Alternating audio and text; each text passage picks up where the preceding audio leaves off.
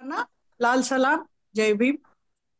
आज आपण बजेटवरचं जे आपलं चर्चासत्र सुरू आहे, अ, त्या मालिकेतून पुढचं पूल गुंफणार आहोत.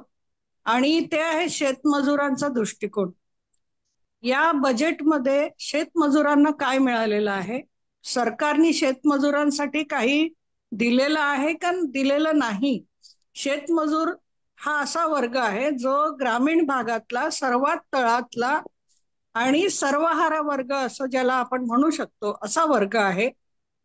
आणि मार्क्स असो किंवा गांधी असो, गांधीजींनी पण म्हटलं होतं की सर्वात शेवटची जी व्यक्ती आहे, शेवटचा घटक आहे, त्यांना जोपर्यंत विकासाची त्यांच्यापर्यंत नदी पोचत नाही तोपर्यंत खऱ्या अर्थाने विकास नाही. सर्वच जे समाजवादी विचाराचे किंवा समतावादी विचाराचे जे लोक आहेत त्यांनी ग्रामीण भागातल्या या शेतमजुरांचा आणि सर्वहारा वर्गाचा नेहमी उल्लेख केलेला आहे.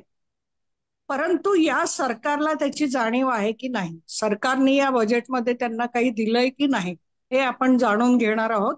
विनोद गोविंदवार हे शेतमजूर युनियन या संघटनेचे पदाधिकारी आहेत. तर त्यांचं मी स्वागत करते या चर्चासत्रात आणि त्यांनी थँक्यू. आपल्या वक्तव्याला सुरुवात करावी. धन्यवाद. थँक्यू. Thank you comrade. दोघांनाही धन्यवाद.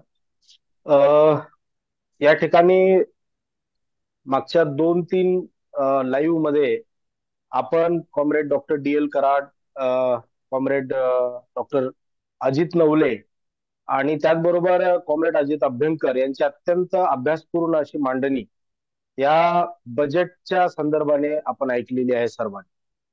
मी जो आपल्या समोर आज उपस्थित आहे ते शेतमजूर वर्गाचं काय स्थान या बजेटच्या अनुषंगाने आहे या संदर्भात चर्चा करण्यासाठी मी आपल्या समोर उपस्थित आहे. चर्चेला सुरुवात करण्याच्या आधी मी एक भावंड भाव असा व्यक्त करू इच्छितो. आपल्या SFIचे जे कार्यकर्ते आहेत, रामदास उदासन, ते जे लढा देत आहेत, टीस मधले संशोधक विद्यार्थी, आणि त्यांच्यावर जी कारवाई अन्यायपूर्ण करण्यात आलेली आहे त्याचा आम्ही निषेध या ठिकाणी करतो आणि त्यांच्या लढ्याला मी या ठिकाणी SFIच्या लढ्याला मी पाठिंबा व्यक्त करतो आणि या मांडणीला सुरुवात करतो. आतापर्यंत जितक्या काही चर्चा या बजेटच्या संदर्भाने टीव्हीवर आपण ऐकल्या किंवा वर्तमानपत्रात वाचल्या किंवा वेगवेगळ्या विश्लेषकांच्या माध्यमातून आपण त्या चर्चेमध्ये सहभागी झालो, तेव्हा तेव्हा या बजेटच्या चर्चेची सुरुवात ही अत्यंत एका चर्चित अशा योजनेच्या द्वारे झालेली आहे आणि ती योजना म्हणजे मुख्यमंत्री माझी लाडकी बहीण योजना. या योजनेच्या शिवाय अजित पवारांनी सुद्धा जेव्हा बजेटची मांडणी केली तेव्हा सुद्धा त्यांनी याच योजनेला हात घालून आपल्या मांडणीला सुरुवात केलेली आहे. त्याच्यामुळे ओघानेच आपल्याला या योजनेच्या द्वारेच आपल्याला ही सुरुवात चर्चेला करता येईल. लाडकी बहीण योजना जी आहे ती योजना, त्याच्यावरच्या टीका बऱ्याचशा झालेल्या होत आहेत, परंतु त्याच्यातल्या काही गोष्टी आपल्या समोर आणणं मला अधिक गरजेचं वाटतं. लाडकी बहीण योजनेसाठी आतापर्यंत जो काही तरतूद या वर्षभराच्या बजेटमध्ये केलेली आहे ती तरतूद आहे 36,000 कोटी रुपये. आणि याच्या आधी 2,53,00,000 महिलांना त्यांनी याचा लाभ दिलेला आहे जुलै पासून ते आता मार्च पर्यंत. आणि खरं पाहता हे 9 महिन्याचं बजेट होतं मागच्या जुलै पासून ते मार्च पर्यंत. आणि याच्यानंतर वर्षभरासाठी त्यांनी जी तरतूद केलेली आहे ती तरतूद जर आपण पाहिली तर ती आहे साधारण 36,000 कोटीच्या घरात ती जाते. आता याच्यामध्ये शेतमजूर वर्गाचा दृष्टिकोन जर आपल्याला व्यक्त करायचा असेल आणि त्या अनुषंगाने जर आपल्याला बघायचं असेल तर आपल्याला असं लक्षात येईल की ज्या कालखंडामध्ये ह्या योजनेमध्ये रजिस्टर होत होत्या सगळ्या महिला, त्या कालखंडामध्ये बहुतांश जे शेतमजूर वर्गातून ज्या महिला येत होत्या, खास करून ज्या एकल महिला आहेत, ज्या विधवा आहेत, परित्यक्त आहेत, अशा सर्व जवळपास बहुतांश महिला ह्या मायग्रेट झालेल्या होत्या, म्हणजे स्थलांतरित होत्या. त्या त्यांच्या त्यांच्या गावी किंवा त्यांच्या त्यांच्या रहिवासाच्या ठिकाणी अवेलेबल नव्हत्या. त्यामुळं असंख्य ज्या अत्यंत गरजू महिला आहेत त्या ह्या योजनेपासून वंचित राहिलेल्या आहेत. ही नोंद आपल्याला या ठिकाणी घ्यावी लागते. आणि पुन्हा त्या वंचित राहिलेल्या आणि खऱ्या गरजू महिला ज्या आहेत त्यांना सामावून घेण्याची कुठलीही प्रक्रिया नंतर सरकारच्या द्वारे करण्यात आलेली नाही, किंवा त्याच्याबद्दलचा कुठलाही उल्लेख आताच्या अर्थसंकल्प सादर करीत असताना मांडण्यात आलेला नाही. दुसरी बाब यामध्ये जी आहे की 1500 रुपये दर महिन्याला ही मदत दिली जाते. आणि निवडणुकीच्या आधी यांनी जो काही आपल्याला आश्वासन दिलेलं आहे सर्व भगिनींना, की आम्ही जर निवडून आलो तर त्याच्यामध्ये 2100 रुपये पर्यंतची वाढ करू. खरं पाहता या बजेटमध्ये ती अपेक्षा सर्व महिलांना होती ज्या लाभार्थी आहेत, की 2100 रुपये पर्यंतची वाढ होऊ शकली असते, होईल अशा अपेक्षेनं या बजेटकडे बघण्यात येत होतं. परंतु प्रत्यक्षामध्ये 2100 रुपये पर्यंतची कुठलीही वाढ होण्याची चिन्ह या बजेटमध्ये आपल्याला दिसलेली नाही. म्हणजे दोन बाबी मी लक्षात आणून दिल्या, की या योजनेमध्ये खऱ्या लाभार्थी ज्या आहेत त्या वंचित राहून गेलेल्या आहेत, आणि ज्यांना या योजनेची फारशी गरज नाही असा मोठा वर्ग या योजनेमध्ये समाविष्ट झालेला आहे. तो राज्यकर्त्यांच्या अप्पलपोटीपणामुळे झाले.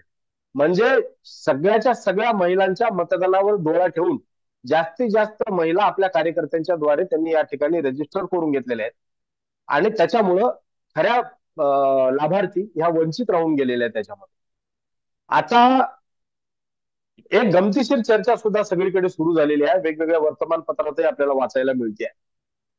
तर ही जी काही लाडकी बहीण योजना आहे, दरवर्षी साधारण 36,000 कोटी रुपये याला लागणार आहे. आता या 36,000 कोटी रुपयाची तुलना त्या वेगवेगळ्या हेड खाली या अर्थसंकल्पामध्ये जे काही बजेट तरतूद करण्यात आलेली आहे त्याच्यासोबत ती तुलना केली जात आहे. म्हणजे राज्यातील जवळपास 12 ते 13 कोटी नागरिकांचा जो आरोग्याचा प्रश्न आहे, म्हणजे आरोग्य विभागाला या अर्थसंकल्पामध्ये जो अलोकेशन दिलेला आहे, जो खर्च अंदाजित केलेला आहे, तो आहे फक्त 3,827 कोटी रुपये. म्हणजे 3,827 कोटी रुपये एका बाजूला आणि 36,000 कोटी रुपये एका बाजूला, असं ठेवून ती तुलना करून ह्या चर्चा आता समोर आणल्या जात आहे. म्हणजे एका योजनेला जी की महत्वाकांक्षा योजना होती, त्यांची महत्वाकांक्षी योजना होती, त्या योजनेसोबत याच्या तुलना केल्या जात आहे. वैद्यकीय शिक्षणावरचा जो खर्च आहे 2,517 कोटीचा, तो जरी या आरोग्य व्यवस्थेमध्ये प्लस केला तर तो एकूण होतो 6,344 कोटी. म्हणजे 6 पट कमी आहे या एका योजनेपेक्षा. ही बाब लक्षात घेण्यासारखी आहे. खरं तर आता जी काही चर्चा आपण या ठिकाणी करत आहोत की शेतमजुरांच्या दृष्टीने हा अर्थसंकल्प काय सांगतो, खरं तर या प्रश्नाचं एका वाक्यात उत्तर आपल्याला देता येईल की हा जो काही 25-26चा अर्थसंकल्प जाहीर केलेला आहे अर्थमंत्र्यांनी, या अर्थसंकल्पात शेतमजूर या वर्गाला 0 स्थान आहे. प्रत्यक्ष लाभ एक छदामाचा सुद्धा त्या अर्थसंकल्पातून शेतमजूर वर्गाला मिळत नाही. आणि चर्चा अशी केली जाते की कृषी क्षेत्रामध्ये जी काही तरतूद केली गेली त्या कृषी क्षेत्रात केल्या गेलेल्या तरतुदी अनुषंगाने लाभ मिळणार आहेत शेतमजूर वर्गाला. म्हणजे जे वेगवेगळ्या हेड खाली जे बजेट अलॉट केलेलं आहे त्या हेड खाली जर कामं झाली तर त्यातून रोजगार निर्माण होईल आणि अप्रत्यक्षरित्या त्याचा फायदा शेतमजूर वर्गाला होईल. पण हे सुद्धा सगळं थोतांड आहे, असंही काही होणार नाही. मुळात शेतमजूर हा घटक या अर्थसंकल्पामध्ये त्यांच्या वर्गीय जे काही चरित्र आहे त्यांचं, त्या वर्गीय चरित्राला प्रामाणिक राहून त्यांनी या शेतमजूर वर्गाला अजिबात गृहीत धरलेलं नाही. त्यांनी मोजलंच नाही त्यांच्या अर्थसंकल्पाच्या एकूण नियोजनामध्ये. ही बाब ध्यानात घेण्यासारखी आहे. खरं पाहता महाराष्ट्रामध्ये जे एकूण लोकसंख्या आहे त्याच्यामध्ये जी काही कामकरी लोकसंख्या आहे, कष्ट करणारी जी लोकसंख्या आहे, ज्यांना आपण कामगार, शेतकरी, शेतमजूर, असंघटित क्षेत्रात काम करणारे कामगार, ह्या सगळ्यांना मिळून जे कामकरी वर्ग म्हणतो आपण, त्या कामकरी वर्गापैकी 52.60% कामगार ते कृषी क्षेत्रात आहे. इतका मोठा बल्क या कृषी क्षेत्रामध्ये काम करतो. त्याच्यात सुद्धा या 52.60%ला जर 100% धरला आणि त्या कृषी क्षेत्रात काम करणारा जो एकूण कामकरी वर्ग आहे त्यापैकी 25.4% हे जमीनधारक आहेत, म्हणजे शेतकरी आहेत. आणि 27.3% हे शेतमजूर आहेत. म्हणजे शेतकऱ्यांच्या पेक्षाही संख्येनं अधिक असलेले शेतमजूर, त्या शेतमजुरांची अजिबात दखल या अर्थसंकल्पात घेतली गेलेली नाही. ही बाब आपण सगळ्यांनी लक्षात घेणं गरजेचं आहे. 2011चीच अधिकृत आकडेवारी आहे. तशी काही स्पेशल शेतमजुराची नोंद कुठे सरकार करून घेत नाही, त्यांना काही ओळखपत्र देत नाही, त्यांची काही वेगळी जनगणना होत नाही. पण जी काही जनगणना होते 2011ची जी जनगणना झाली, ज्याची अधिकृत म्हणून आकडेवारी आपल्यामध्ये उपलब्ध आहे, 2021ची जनगणना जर प्रसिद्ध झाली असती तर ती पण आकडेवारी आपल्या समोर आली असती. तर त्याच्या अनुसार 2011च्या जनगणनेनुसार पुरुष शेतमजूर जे आहेत महाराष्ट्रातील ते 49,24,034 आहेत आणि स्त्रिया ज्या आहेत त्या 58,91,228 आहेत. आणि एकूण जी संख्या आहे शेतमजूर वर्गाची स्त्री आणि पुरुष मिळून ती 1,08,15,262 आहे. यात आकडेवारी थोडा बहुत फरक काही हजाराचा एखाद्या लाखाचा पडू शकतो. हे जर आपण लक्षात घेतलं तर याच्यामध्ये सगळ्यात जास्त ज्या महिला आहेत स्त्री आणि पुरुषांपेक्षा, स्त्री आणि पुरुषांच्या तुलनेत यांच्यात जर तुलना केली तर शेतमजूर वर्गामध्ये महिलांचं प्रमाण सगळ्यात जास्त आहे. आणि या अनुषंगाने जर या अर्थसंकल्पाकडे आपण बघितलं तर शेतमजूर वर्गातल्या महिला असतील किंवा एकंदरीत शेतमजूर वर्ग असेल, आणि आणखी एक नोंद मला या ठिकाणी आपल्या समोर करावीशी वाटते ती ही की जो एकूण शेतमजूर वर्ग आहे त्यामध्ये सामाजिक दृष्ट्या जर आपण बघितलं तर अनुसूचित जाती आणि अनुसूचित जमाती हा जो वर्ग आहे सामाजिक वर्ग तो जास्त आहे शेतमजूर वर्गामध्ये. सगळ्यात जास्त संख्या ही दलित, आदिवासी आणि महिला यांची आहे. आणि अर्थसंकल्पामध्ये ज्या काही तरतुदी केल्या गेल्या त्या तरतुदीकडे जर ते आकडे आपण नीट पाहिले तर आपल्याला असं लक्षात येईल की याचा लाभ या शेतमजूर वर्गातील स्त्री पुरुषांना आणि खास करून जे आदिवासी आणि दलितांचा भरणा सर्वात जास्त आहे त्यांच्यामध्ये होईल. याबरोबर असं सांगण्यात येतं की जो काही फायदा, मी याच्या आधी पण चर्चा केली आपण, की जे काही तरतूद कृषी क्षेत्रामध्ये करण्यात आलेली आहे अनुषंगानं फायदा शेतमजुरांना होणार आहे. खरं पाहता जर आपण आकडेवारी नीट काढून बघितली, एक साधा मुद्दा मी तुम्हाला या ठिकाणी सांगतो की शेत व पाणंद रस्ते याची तरतूद याच्यासाठी त्यांनी तरतूद केलेली आहे. आता आपल्या सर्वांना माहिती आहे की साधारण रोजगार हमी योजनेला सुद्धा काय फार मोठी रक्कमची तरतूद त्यांनी केली नाही. 2,000 लाख रुपये त्यांनी तरतूद केली. राज्य रोजगार हमी बद्दल बोलतोय मी. महात्मा गांधी रोजगार हमी योजना ही वेगळी आहे, ती केंद्राच्या मार्फत चालते, हे आपल्या सर्वांना माहिती आहे.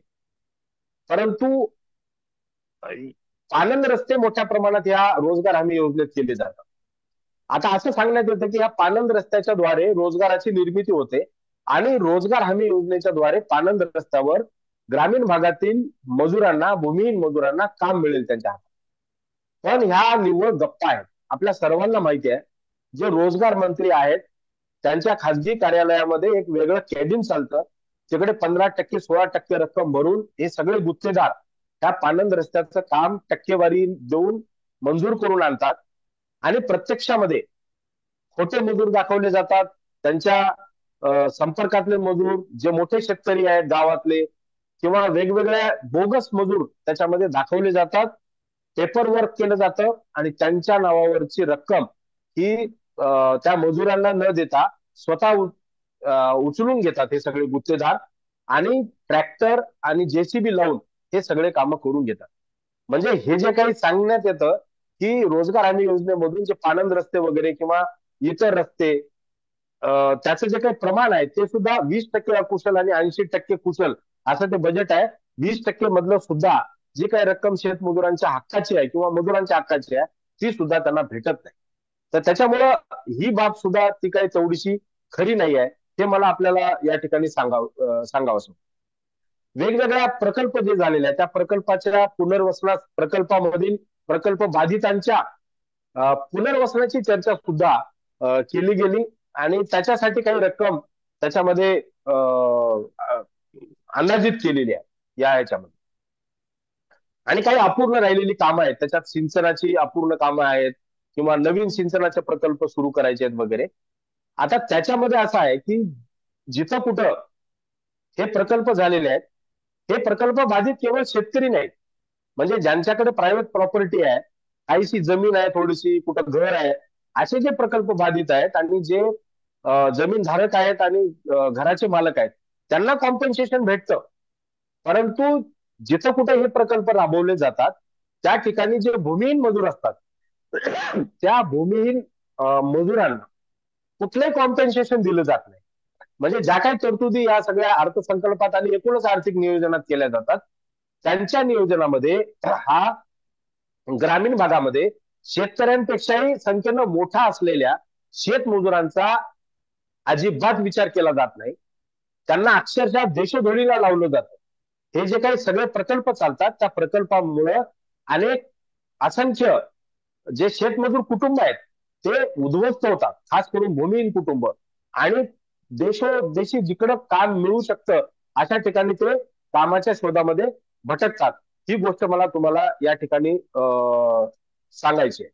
त्यामुळं शेतमजुरांसाठी जर काही करू शकलं असतं हे सरकार तर ते हे करता आलं असतं की शेतमजूर वर्गासाठी स्वतंत्र महामंडळ त्यांना स्थापन करता आला असतं.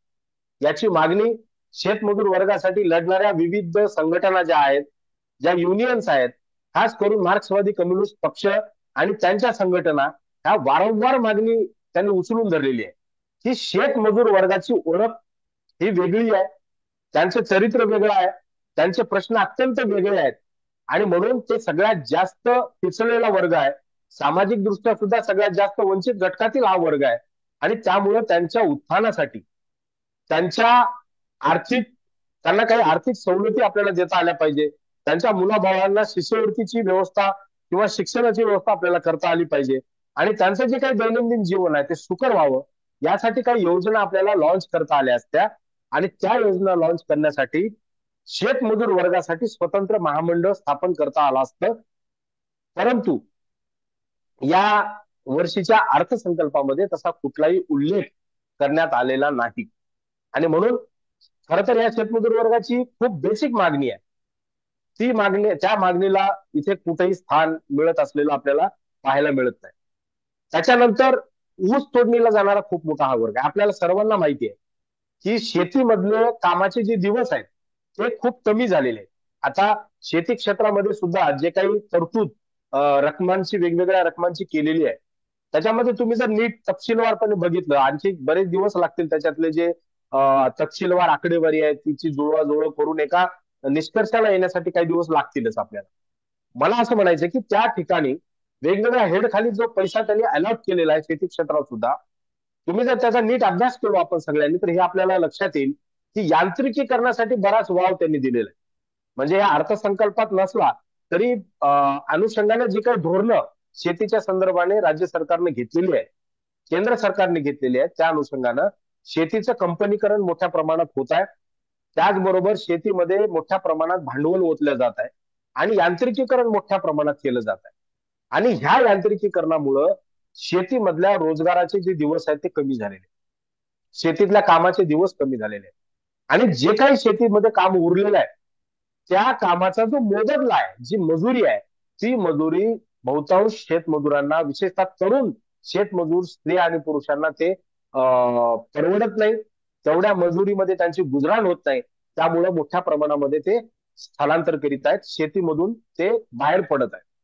ही बाब सुद्धा आपल्या सर्वांना ध्यानात घेणं आवश्यक आहे आणि म्हणून जे काही सरकार खर्च करत आहे ते शेतीच्या भांडवलीकरणावर म्हणजे शेतीच्या यांत्रिकीकरणावर खर्च करत आहे आणि आता सरकार जे म्हणतंय की अत्याधुनिक तंत्रज्ञान आम्ही शेतीमध्ये घालू, जास्तीत जास्त यांत्रिकीकरण करू आणि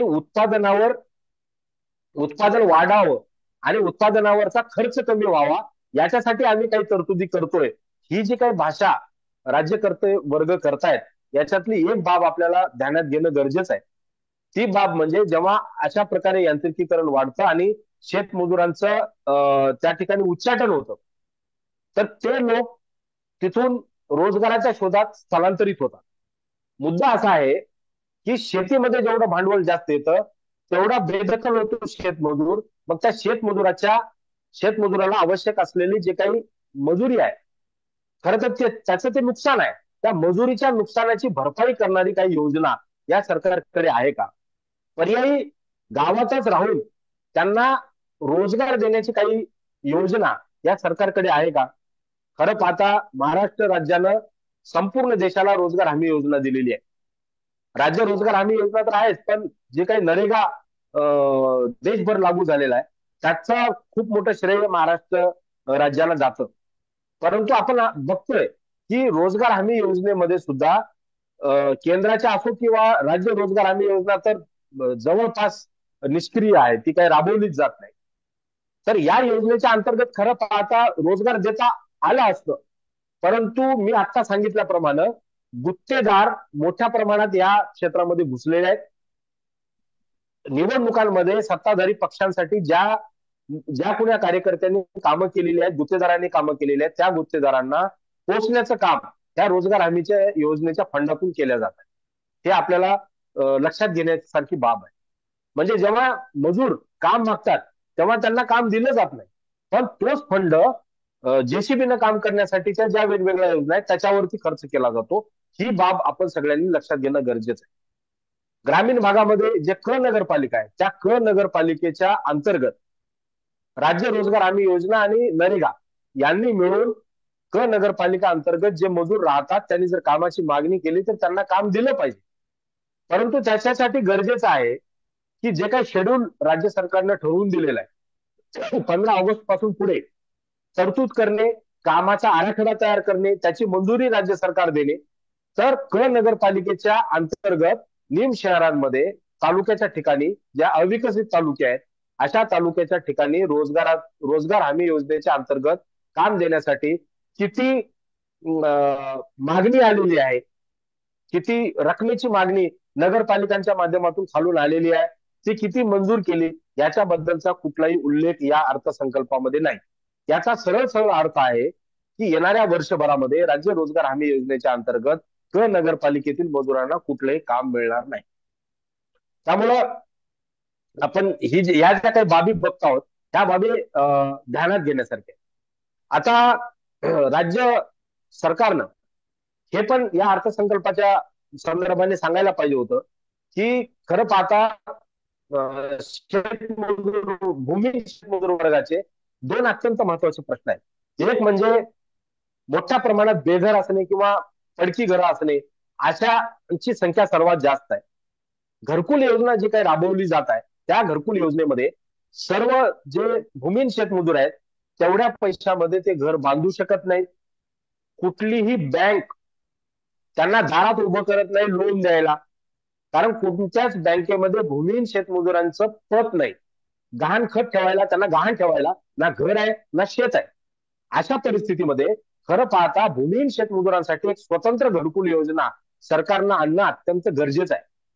असे असंख्य शेतमजूर आहेत, भूमिहीन शेतमजूर आहेत, खास करून दलित आणि आदिवासी सामाजिक घटकातून हे शेतमजूर येतात की ज्यांना घर बांधायचं असलं तरी त्यांना प्लॉट नाही आहेत, त्यांच्या मालकीची जागा त्यांना नाही, तर ती जागा त्यांना खरेदी करून देणं किंवा सरकारी जागा ज्या आहेत, गायरान जमिनी आहेत, पडीक जमिनी आहेत किंवा वन जमिनी आहेत, याच्यामधनं काही प्लॉट्स त्यांना देणे.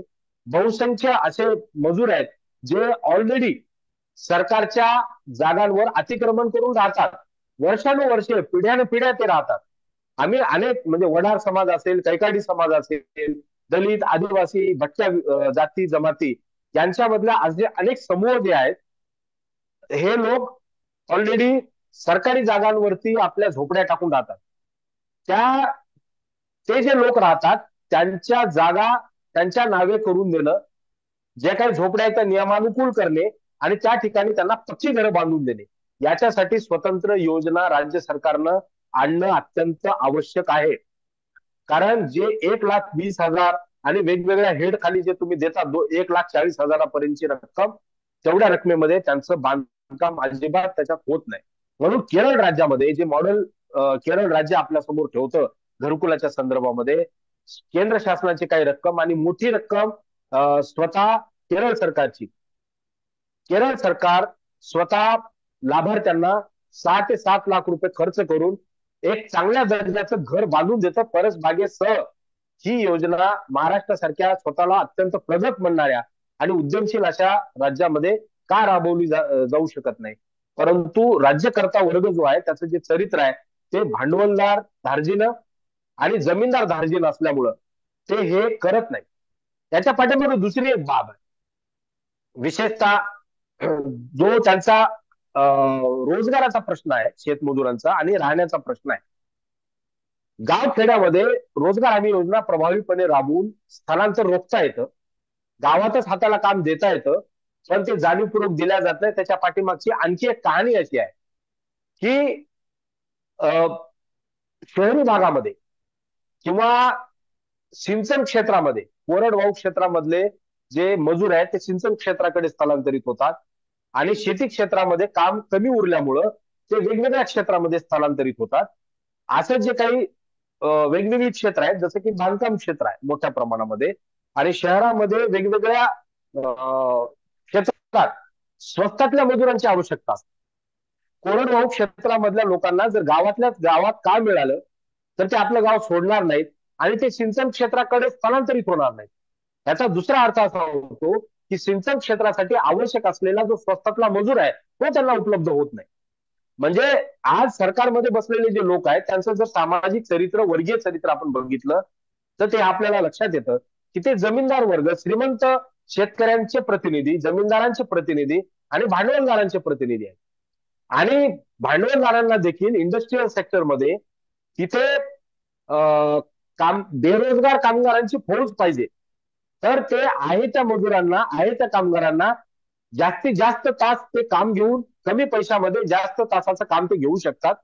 आणि जर का मजुरी वाढीचा लढा उभं राहत असेल, मजुरी वाढ करून मागत असतील कामगार, तर ते त्यांना असं सांगू शकतात की तुम्हाला जर परवडत असेल तर तुम्ही कामावर या, अन्यथा बेरोजगाराची फौज तिथं बसून आहे, आम्ही दुसऱ्यांना भरती करू.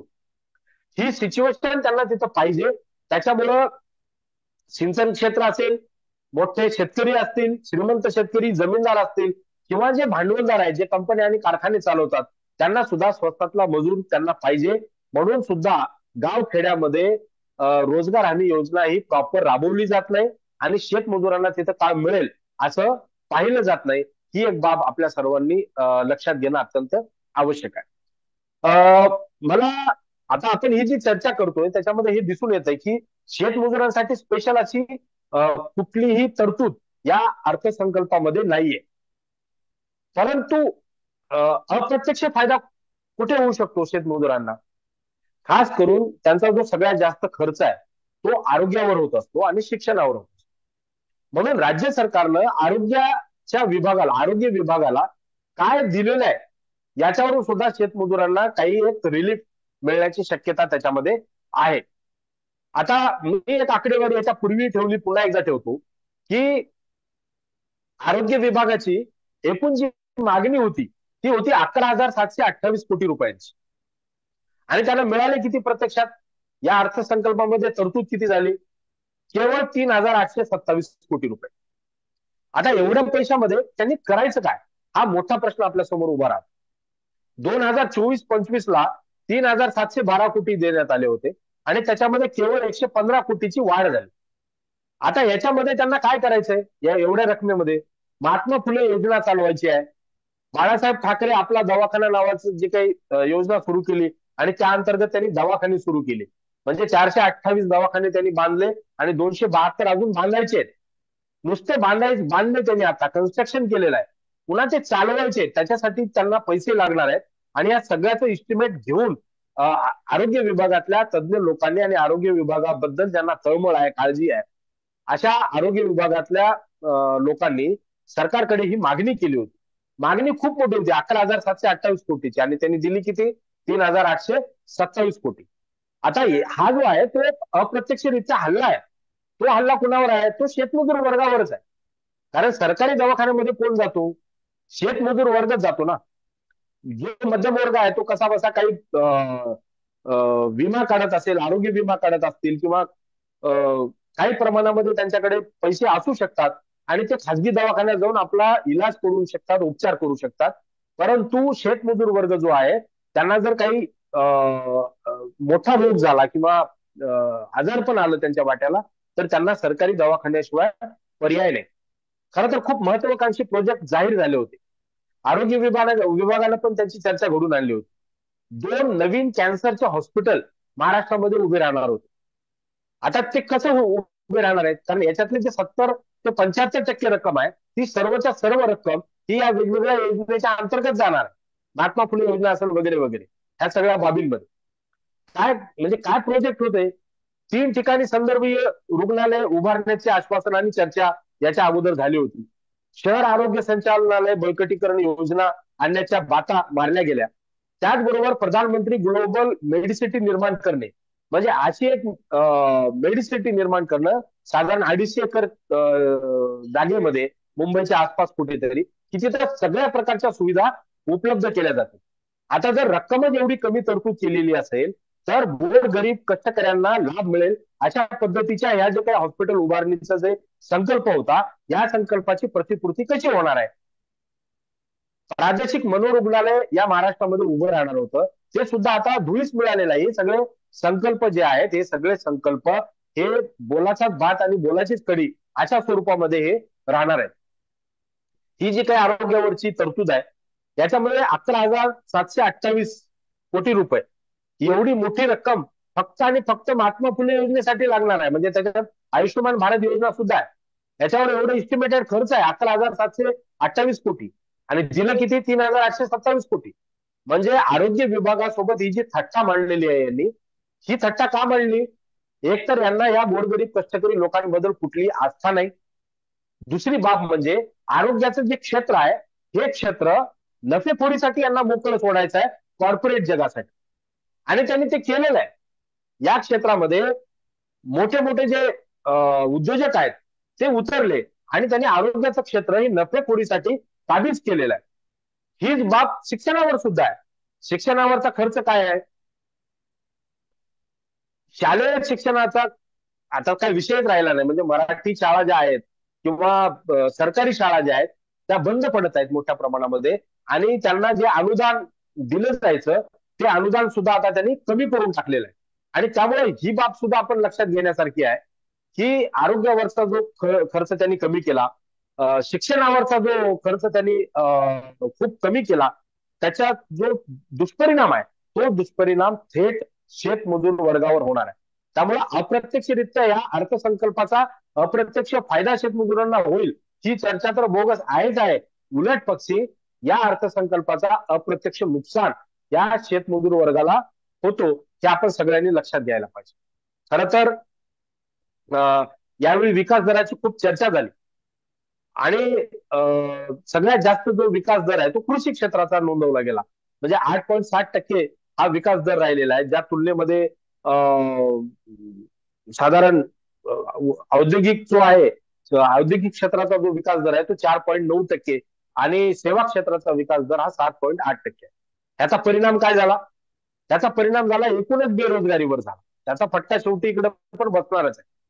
म्हणजे मला ही बाब या ठिकाणी नोंदवायची आहे की एका बाजूला या औद्योगिक क्षेत्रातल्या आणि सेवा क्षेत्रातल्या विकासाच्या दरवाढीमध्ये जी कमतरता आलेली आहे त्याचा जो थेट परिणाम आहे तो बेरोजगारी वाढण्यामध्ये झालेला आहे. त्याची आकडेवारी काय? 2021-22ला 58 लाख बेरोजगार होते, 22-23ला 62 लाख, 23-24ला 70 लाख बेरोजगार नोंदवले गेलेले म्हणजे झालेले या सगळ्या घसरलेल्या विकास दरामुळे. आता उलट काय व्हायला पाहिजे होतं? मग कृषी क्षेत्राचा जो विकास दर चांगला राखलेला आहे असं सांगण्यात आलेलं आहे की 8.60% विकास दर आहे. आता झालं उलट, हा विकास दर वाढला, शेती क्षेत्रानं आपली जी भूमिका आहे ती निभावली, चांगली निभावली, परंतु एकतर शेतकऱ्यांचे जे उत्पन्न आहे त्याच्यामध्ये घट झाली आणि शेतमजुरांचा जो रोजगार आहे त्याच्यामध्ये पण घट झाली. म्हणजे एका बाजूला कृषी क्षेत्रामध्ये भरभराट दाखवली गेली दुसऱ्या बाजूला शेतकऱ्याच्या आत्महत्येमध्ये वाढ झाली, शेतमजुरांच्या आत्महत्येत वाढ झाली, आणि शेतमजुरांच्या हातचं जे काम आहे त्याचे दिवस आणखी कमी कमी कमी होत चाललेले आहेत, हे आपण लक्षात घ्यायला पाहिजे. आणखी एक बाब या ठिकाणी चर्चा व्हायला पाहिजे. शेतमजूर वर्गामध्ये मी जसं आपल्याला म्हणालो की सगळ्यात जास्त जे लोक आहेत ते दलित, आदिवासी या वंचित आणि पीडित समाज घटकातून आहेत. आता यांच्यासाठी ज्या काही तरतुदी केल्या गेल्या, कॉम्रेड संजय दाभाडे यांनी एका भाषणामध्ये खूप छान मांडणी केली. मी आपल्या सगळ्यांना रेकमेंड करतो की ती मांडणी आपण सगळ्यांनी ऐकावी. आदिवासी आणि दलित या सामाजिक घटकांसाठी जी काही अर्थसंकल्पामध्ये तरतूद केल्या गेल्या मागच्या 2-3 वर्षांमध्ये किंवा मागच्या सगळ्याच वर्षांमध्ये, साधारणतः कुठलाही राज्यकर्ता वर्ग जो आहे तो सारखाच आहे. मागच्या वर्षीचं जरी आपण बघितलं तरी तो निधी जो आहे तो हजारो कोटी रुपयाचा जो निधी आहे तो अखर्चित ठेवला जातो डिसेंबर महिन्यापर्यंत साधारणतः, आणि डिसेंबर महिन्याच्या नंतर तो हळूहळू वळवला जातो, खूप कमी खर्च केला जातो, आणि अखर्चित राहिलेला जो निधी आहे या सामाजिक योजनांच्या वरती तो अखर्चित असलेला निधी डिसेंबरच्या नंतर हळूहळू वळवला जातो आणि मार्च अखेरपर्यंत तो पूर्णतः वळवला जातो. आणि खरं तर या सगळ्या ज्या तरतुदी केल्या जातात त्याच्यापैकी 50 ते 60% रक्कम खर्च होतात मुळात, बाकी 40% साधारणतः अखर्चितच रक्कम राहतात त्या, पण त्या सुद्धा पूर्णतः खर्च केल्या जात नाहीत. त्याच्यातला सगळा त्याच्यातली पण चोरी केली जाते, ही बाब पण आपल्या सगळ्यांनी या ठिकाणी लक्षात घेण्यासाठी. आता आपण ऐकलेलं आहे काही दिवसापूर्वी जेव्हा केंद्रीय बजेट आलं त्याच्यानंतरची एक मला वाटते ही घटना आहे. एका व्यक्तीनं शहरी भागामधल्या जे बेघर लोक आहेत त्यांना घराची व्यवस्था सरकारने घेतली पाहिजे, त्याच्यात पुढाकार घेतला पाहिजे अशा अर्थाची एक याचिका, सामाजिक याचिका, सोशल रिट पिटिशन दाखल केली होती. त्याच्यावर जी आपले सुप्रीम कोर्टाचे जे जज आहेत, चीफ जस्टिस गवई, ते काय म्हणाले की महाराष्ट्रामध्ये त्या फुकट्यांची संख्या वाढलेली आहे आणि त्यामुळे त्यांचा जो काही टीकाचा भाग होता तो लाडकी बहीण योजनेवरच त्यांनी त्या योजनेला धरूनच टीका केली की हे जे काही फुकटे आहेत, हे जे बेघर लोक आहेत त्यांनी त्यांना पॅरासाइट असं म्हटलेलं आहे.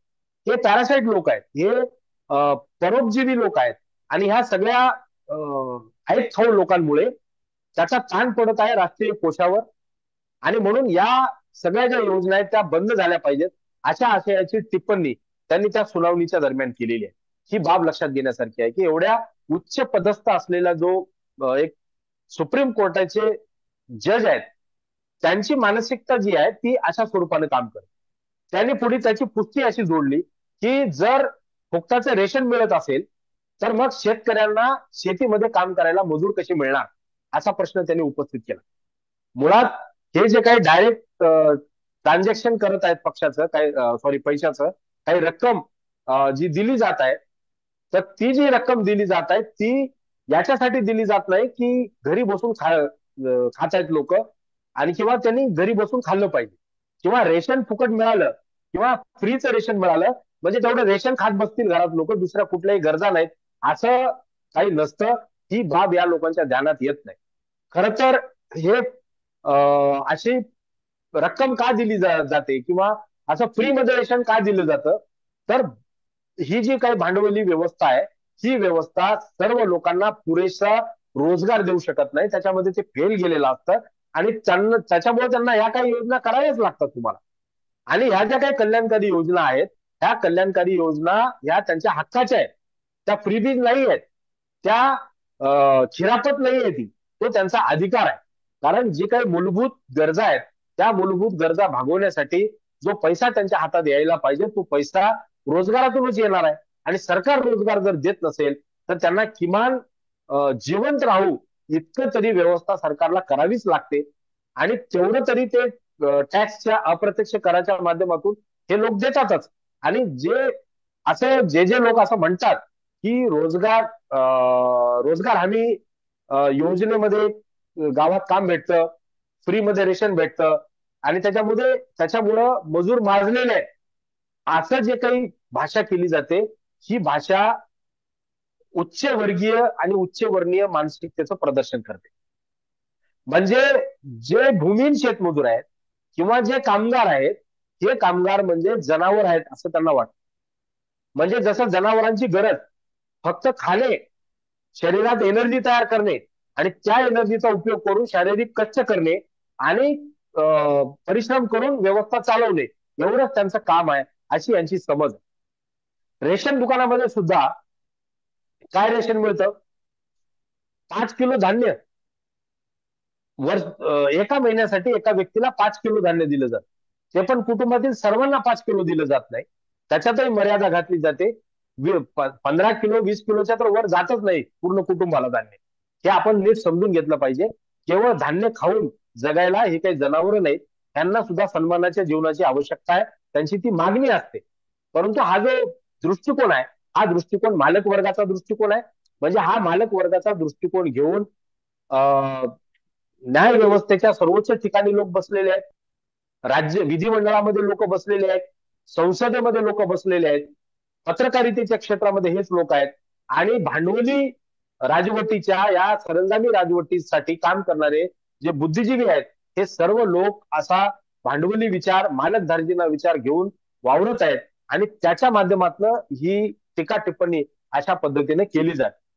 खरं पाहता जो रेशनची जी व्यवस्था आहे, त्या रेशनच्या व्यवस्थेमध्ये सुद्धा शेतमजूर जे आहेत, भूमिहीन शेतमजूर, सर्वच्या सर्व भूमिहीन शेतमजूर त्यासाठी पात्र आज घडीला नाहीये.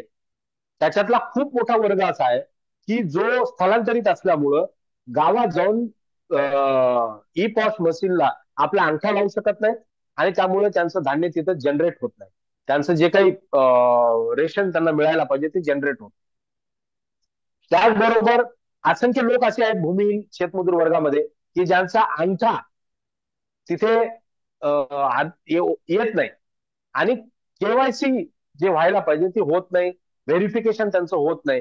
त्याच्यामुळे सुद्धा हे वंचित राहतात. याच्याबद्दल कुठलीही कारवाई राज्य सरकार, विशेष पावलं याच्यासाठी राज्य सरकार उचलत नाही. ही नोंद, ही बाब या ठिकाणी मला आवर्जून आपल्यासमोर नमूद करायची.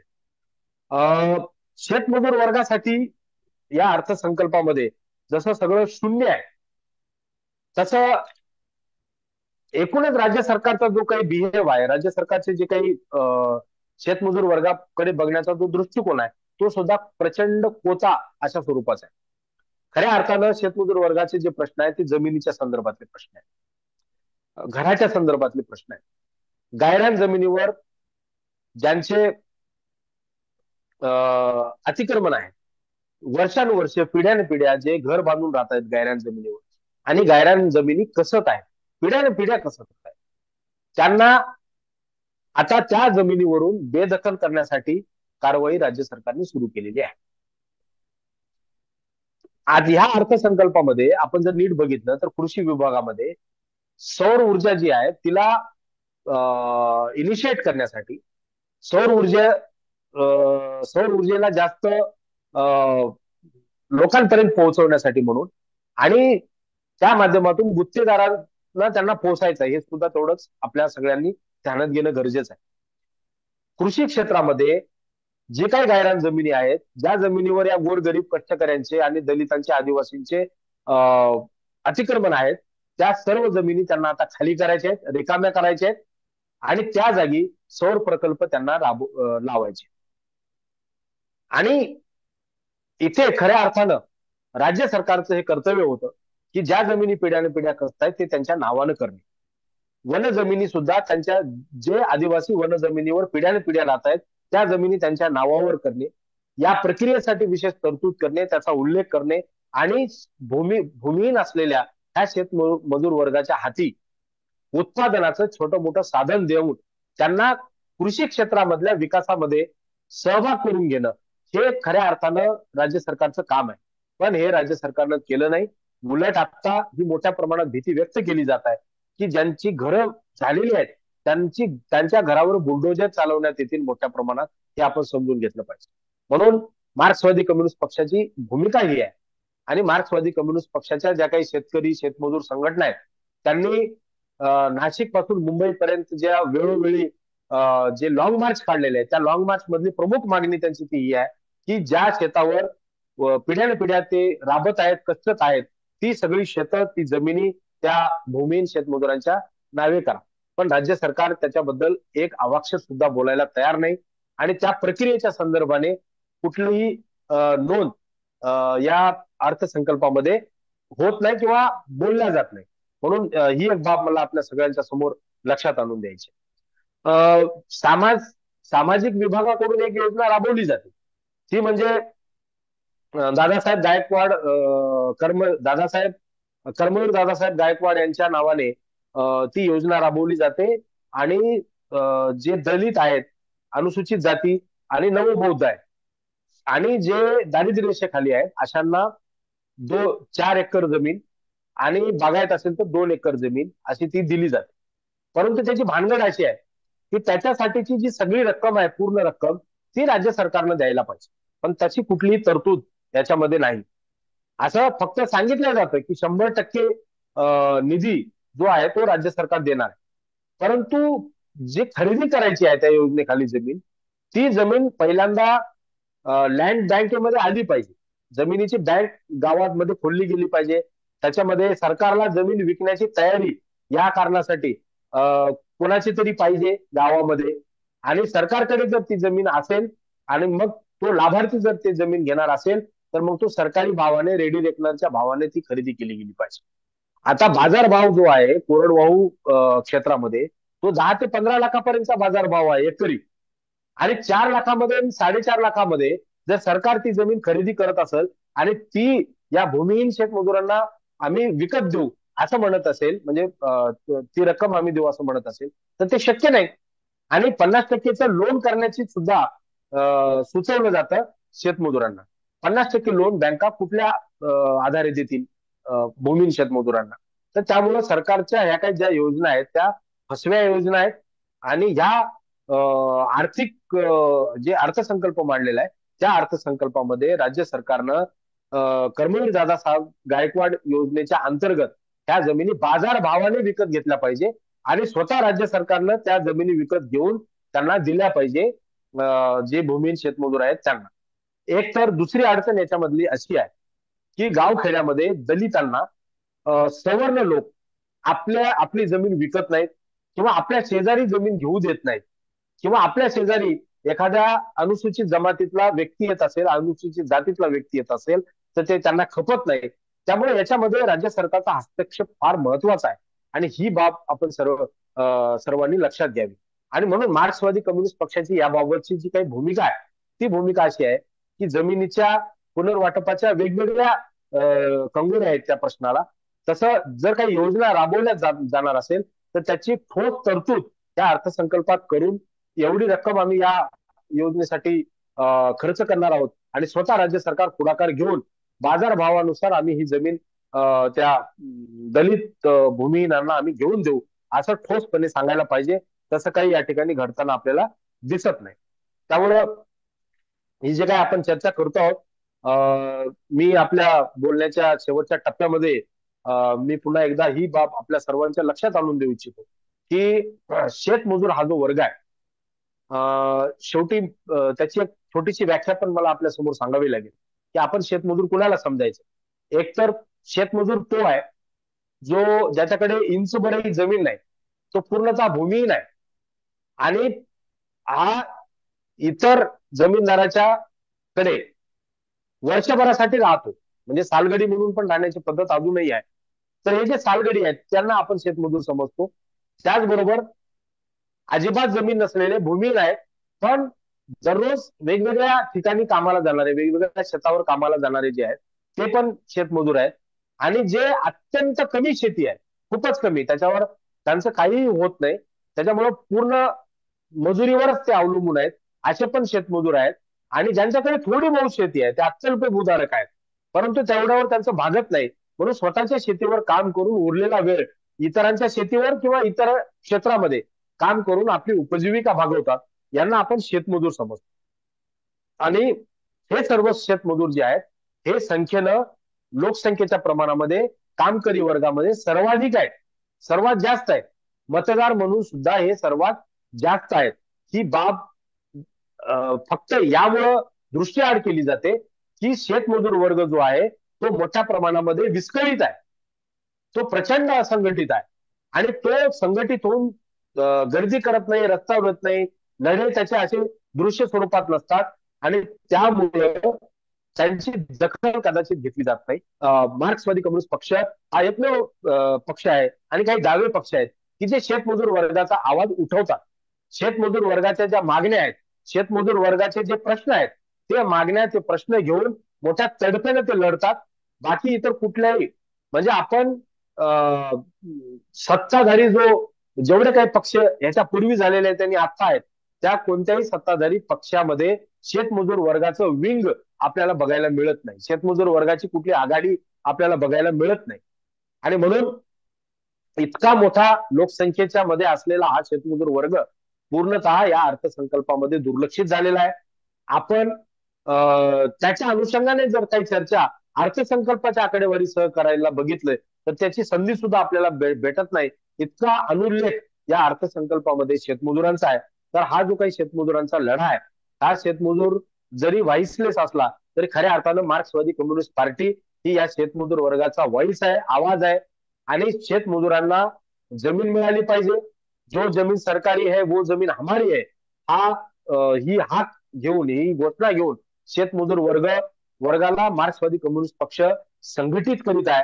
आणि मार्क्सवादी कम्युनिस्ट पक्षाचा हा प्रयत्न राहणार आहे की येणाऱ्या अर्थसंकल्पांमध्ये शेतमजूर वर्गावर तुम्हाला बोलावं लागेल, शेतमजूर वर्गासाठी स्वतंत्र तरतूद तुम्हाला करावी लागेल, शेतमजूर वर्गाचं महामंडळ तुम्हाला स्थापन करावं लागेल, ऊसतोड कामगारांसाठीचं महामंडळ तुम्हाला स्थापन करावं लागेल, त्याच्यासाठीची आर्थिक तरतूद तुम्हाला करावी लागेल. याच्याबद्दल मोठा लढा मार्क्सवादी कम्युनिस्ट पक्ष भविष्यामध्ये नक्की उभारेल. आणि हा जो अनुल्लेख या सत्ताधारी वर्गाकडून शेतमजूर वर्गाचा करतो, याची दखल घेऊन मार्क्सवादी कम्युनिस्ट पक्ष हा शेतमजूर वर्गाचा लढा तीव्र करेल, ही हा विश्वास या ठिकाणी मी व्यक्त करतो आणि या ठिकाणी थांबतो. इन्कलाब जिंदाबाद. लाल सर. धन्यवाद विनोद, खूप चांगली मांडणी केली. आणि आपण शेतमजुरांचं जे दुःख आहे ते अत्यंत तळमळीने आपण सर्वांसमोर मांडलेलं आहे. हे दुःख हे काही म्हणजे असं अचानक किंवा निसर्गाने निर्माण केलेलं दुःख नाही, हे व्यवस्थेने लादलेलं दुःख आहे. आणि या व्यवस्थेमध्ये शेतमजूर वर्ग हा सर्वात तळातला, सर्वात जास्त कष्ट करणारा, सर्वात जास्त असुरक्षित असा वर्ग आहे. आणि या असुरक्षित वर्गासाठी जर आपण म्हणत असू आपलं राज्य कल्याणकारी राज्य आहे, तर या कल्याणकारी राज्याने काही तरतूद करणं, भरीव तरतूद करणं अपेक्षित आहे. परंतु फार मोठा अपेक्षाभंग हा या बजेटमध्ये आपला झालेला दिसतोय. आणि शेतमजूर वर्ग हा सर्वतः जो मुळातच वंचित वर्ग आहे त्याला अजूनच वंचित करण्याचं काम या बजेटने केलेलं आहे. हे आपण खूप चांगल्या पद्धतीने सर्वांसमोर मांडलेलं आहे. आणि या पुढच्या लढ्यामध्ये नक्कीच मार्क्सवादी कम्युनिस्ट पक्षाच्या सर्व ज्या जनसंघटना आहेत, विशेषतः कामगार वर्गाची जी संघटना आहे CITU, महिला संघटना आहे जनवादी महिला संघटना, या नक्कीच आपल्या बरोबर या लढ्यामध्ये उतरतील. आणि शेतमजुरांना न्याय मिळवून देण्यासाठी आपण सर्व मिळून प्रयत्न करू असा विश्वास मला वाटतोय. आणि या पुढच्या काळामध्ये जो काही लढा उभारावा लागेल, विशेषतः मे महिन्यामध्ये जो सार्वत्रिक संप आहे सर्व कामगार संघटनांनी पुकारलेला 20 मे रोजी, तर या संपामध्ये सुद्धा शेतमजूर मोठ्या संख्येने सहभागी होतील अशी आशा व्यक्त करते. आणि हा कार्यक्रम इथे संपला असं जाहीर करते. पुन्हा एकदा धन्यवाद.